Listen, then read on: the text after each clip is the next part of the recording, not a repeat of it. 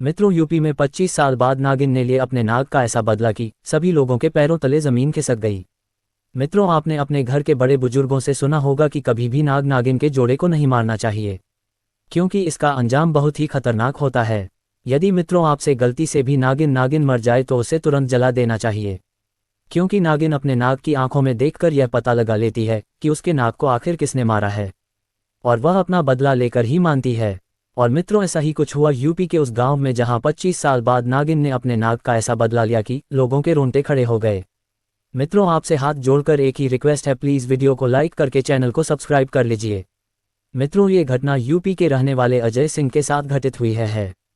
दोस्तों, एक बार अजय अपने कुछ साथियों के साथ मिलकर स्कूल से वापस घर जा रहा था।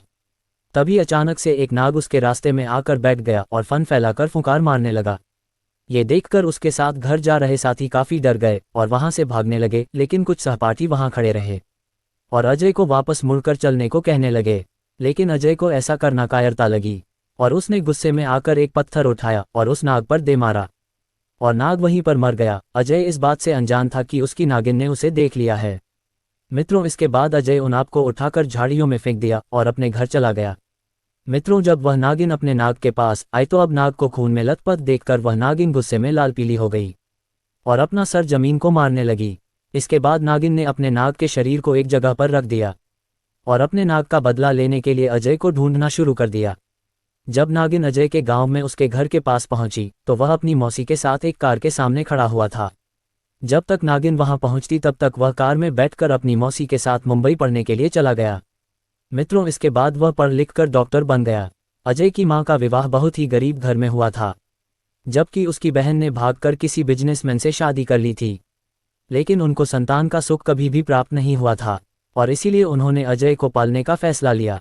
और उनका लगाव पढ़ाई में ज़्यादा होने के कारण उसके माता पिता ने भी अपने दिल पर पत्थर रखकर यह फैसला लिया। वहीं अजय भी अपनी मौसी की मेहनत और अपने माता पिता के दर्द को चीरकर डॉक्टर बन गया। बाहर विदेशों में जाकर उन्हें कई अजय हासिल की और वह जानवरों का डॉक्टर बन गया, जिसमें वह सांपों का विशेषज्ञ था।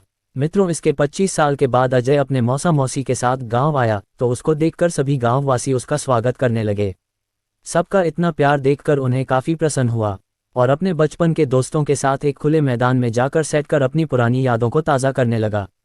तभी उसकी नज़र उस नागिन पर गई जो कि पूरी तरह से जख्मी थी। उसके शरीर से रक्त बह रहा था। ये देखकर ऐसा लग रहा था कि वह किसी सड़क हादसे का शिकार हो गई हो। जैसे ही अरुण ने नागिन को देखा तो उनसे रहा नहीं गया और वह अपने घर गया और वहां से उसको पकड़ने का औजार लेकर आया और उसको भी कोशिका इंजेक्शन लगाकर उसका इलाज करने लगा।